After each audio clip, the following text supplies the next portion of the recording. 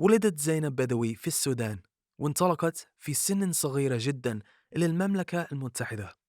استمع إلى واحدة من أبرز الصحفيين البريطانيين العرب الذين يحظون بتقدير واسع في المملكة المتحدة، وكيف أصبحت مؤخرا رئيسا لمدرسة الدراسات الأفريقية والشرقية في لندن. Today, I'm talking to Zeinab Badawi, a journalist, former Channel 4 News and BBC presenter, and now presenter of BBC World Services and BBC World News Hard Talk. Zeinab is also now the president of the University of London's School of Oriental and African Studies. So tell me the story of how you came to get this new role. Well, I have long had a connection with SOAS because it is where I did my postgraduate studies.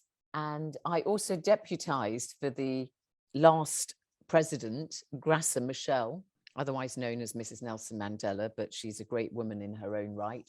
I guess I must have seen when they looked at the pool of people who might be able to do this job. Luckily, it landed at my feet, and I'm delighted to be in that position. And what are you going to, now that you are president, what are you going to be able to give to the students at SOAS? I'm glad you put it that way, the students, because of course they are the consumers and they are the measure by which anything SOAS does is rightly, looked at. Of course, the academics are very important and they have a teaching role to play, but also they have to be supported in carrying out their own research. I would hope that I kind of personify what SOAS stands for, which is really, regardless of where you come from, you are given the best possible standards of teaching. And of course, your career, you've made your career in journalism in both radio and television. How did you start out? It was actually very simple in those days. You're talking about a time when the media was really much smaller than it is today and more centralized, much less fragmented. And so it was the traditional television media we were looking at then. And I studied PP at Oxford University as an undergraduate. After I left Oxford, I did another year's study in London. And then I applied for a traineeship to the ITV company's independent television, and I got one of those at Yorkshire Television, based in Leeds. Do you think your experience as a Sudanese journalist, particularly in the UK, made a difference? And how was that experience? I think it made a difference in the sense that I obviously brought different perspective to news and current affairs. I speak Arabic fluently because it's my mother tongue. And so if I covered stories in that part of the world, it would perhaps give me an additional kind of lens through which to view certain stories. I think, though, my interest in international affairs pushed me more in the direction of the BBC's external service, World Service Radio, and also World News Television. I was also interested in a global audience, not just a domestic audience, because there are many parts of the world where, especially many years ago, before the advent of social media, there wasn't really enough information. The flow of information about what's going on in your own country or around the world was quite restricted because some countries had more repressive regimes which didn't sufficiently respect freedom of speech, freedom of expression, and the free flow of information. So that audience was always very important to me. I mean, doing Hard Talk, for instance, if I interview, and I've been doing Hard Talk for many years, but also Global Questions is my program on the BBC. You know, I often have people saying, oh, I'm so glad that you interviewed so-and-so or whatever, because we don't see that leader being grilled in the same way in our own domestic media.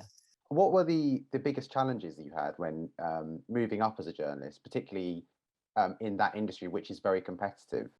I think it's a lot easier now than it was when I started out. That we had scarcity value. There were not many women of colour who appeared on national television. And I think also the management structures were particularly, and still are, dominated by white males and sometimes white females. And I think that that is the last bastion of, that has to be tackled, really. I think that that's something which the media still has to address, but it is addressing it now. It's a lot better than it was when I first started. In your role, and especially being in a very prominent position on television, on radio, how do you feel you can influence young Arabic people? I think that, your presence in the international media for somebody like me as a British, Sudanese, stroke African, stroke Arab person, somebody who's got a recognizably Arabic name. I would hope that anybody of Arab origin would feel that the fact that I have been present and on the scene for such a long time would in some way suggest to them that, if you're determined and really want something, you can achieve it. I don't think, that I wouldn't like to say I'm a role model in any shape or form. I don't present myself as a role model at all. I would not be so immodest as to suggest that I am. And you've interviewed so many people throughout your career. You've interviewed even world leaders like the Dalai Lama and Bill Clinton. But who has been your favourite interviewee?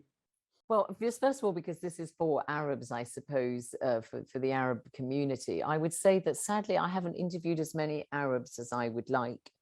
And I think that Arab leaders have been a little bit behind in presenting themselves for intense interrogation on programs such as Hard Talk, not through lack of my asking. My favorites, I would say that Desmond Tutu would have to be one of my favorites, Archbishop Tutu from South Africa, because, he's such a humanist and also such a sense of humor.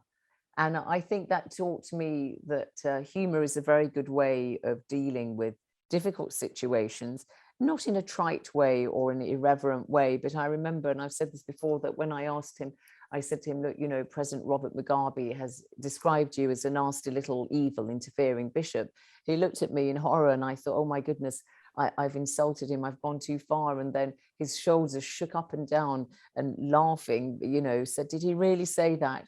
And then, of course, I laughed too. So I think for me, that's one of the most memorable.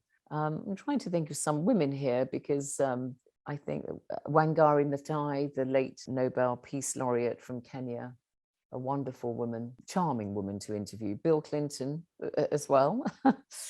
But also, I think that less famous people, and his name escapes me, but he was a Palestinian doctor. He was extensively interviewed on Israeli television. He speaks fluent Hebrew, and really his humanity again came through when he talked, in a very moving way about the personal losses he had suffered, his daughters being blown up in front of him. So I think that people who are less famous also I have found to be extremely, given very moving accounts of their experiences.